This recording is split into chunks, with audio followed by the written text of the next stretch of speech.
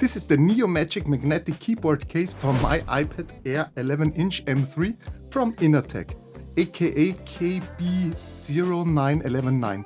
They sent me this unit for free so I could test it out, but as always, this is my honest review. I will show you the setup, the features and of course the gestures here and typing experience. And don't forget to like and subscribe, that's the best way you can support me. So let's jump right in. Alright, here we have the Inateck keyboard in black for the iPad 11 Air M3 processor, so it's a Bluetooth wireless keyboard, and I would say the packaging is pretty slim but also heavy, so let's see what's inside. So here you can see there is just the keyboard inside, nothing else, because you don't need anything else, I would say. So let's get rid of this, and oh, this is very nice. It has a black finish, it's matte and it feels very great. You can open it right away, and in it you have here, as you can see immediately, the keyboard here with the keys, plus you have a short, let me check this right away, you have a short manual here how to use it from Inateck. You have this user instruction here in English and German, so Deutsch, that's really great. And there you have a quick guide how you can use it, the multi-touch gestures, and yeah, how you connect it, how you pair it. It's a lot of useful information. Then let's get rid of this one, and I don't think we... So it comes also with a cable here, as you can see, and it's a USB-C to USB-A cable. So with this cable you can charge it. There is no charger included, but I think you have one at home, so you can charge it with your favorite charger. So, and this is the keyboard. The quality seems to be very high. It looks great. And you can also use this in different angles.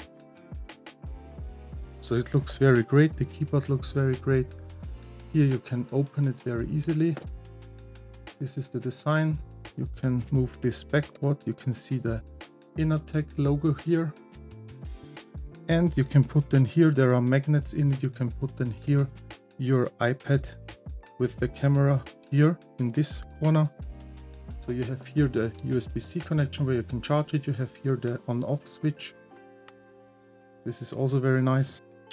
When you activate it, it's backlit. I think this is very cool because this is missing on the new Magic Keyboard at the moment. I would say let's try it out intensively in the next section of the video. Okay, so let's talk specs real quick. This keyboard works with the iPad Air 11-inch, including the brand new M3 version, the M2 and even the 5th and 4th generation. It also fits the iPad Pro 11 from the 1st generation up to the 4th. The iPad snaps on magnetically and kind of floats above the keyboard here. And on this aluminium hinge that you can tilt up to 130 degrees for comfortable viewing. The keys use a scissor switch design here with about 1.5 millimeters of travel, which feels surprisingly close to a laptop. The keys are a bit smaller though. You also get adjustable backlighting with 7 different colors. You can type comfortably in low light. Down here is a full-size trackpad, okay, full size for this keyboard. I think you know what I mean. That supports multi-touch and has anti-mistouch technology. So gestures like scrolling or pinch to zoom work just like on a MacBook, and I will testing and demonstrating every gesture a bit later in this video. Battery wise it's pretty solid, up to 1 month if you don't use the lights, about a week with the backlight on, and it charges up fully in around 3 hours. That's impressive. The case itself weighs about 615 grams, so together with the iPad it's just over 1 kilo, not exactly feather light but still portable enough.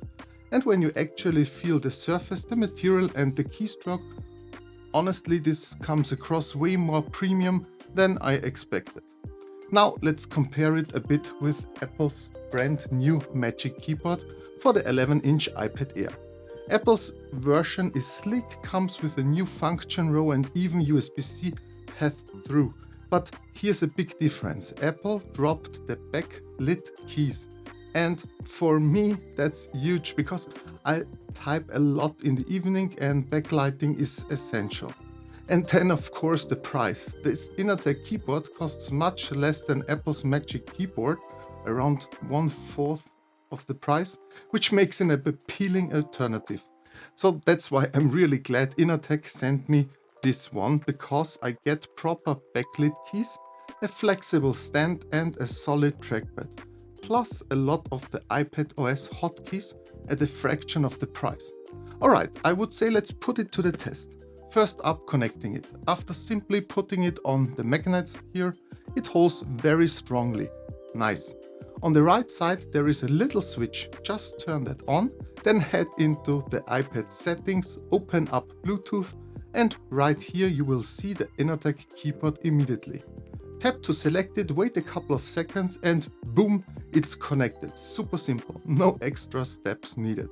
Perfect. And since that worked right away, let's jump straight into the gestures. 2-finger scroll works just on a laptop. You can swipe up and down to move through a page and it feels super smooth. Pinch to zoom works also perfectly in Safari, for example. Pinch in to zoom out and pinch out to zoom in. Then we have the 3-finger swipe left or right, which lets you quickly switch between your open apps.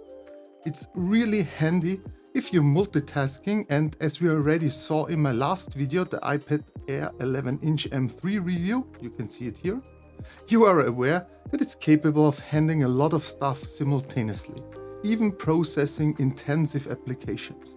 With 3-finger swipe you open the app switcher, and from here you can flick apps away to close them using your finger or pointer. Another useful one is the 3-finger swipe. Swipe down, which brings you back to the home screen from any app. Overall, the trackpad feels really responsive and gestures register instantly, almost like on my MacBook.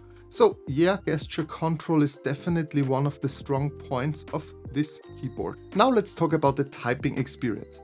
The keys have about 1.5 millimeters of travel, and honestly they feel really close to a laptop keyboard.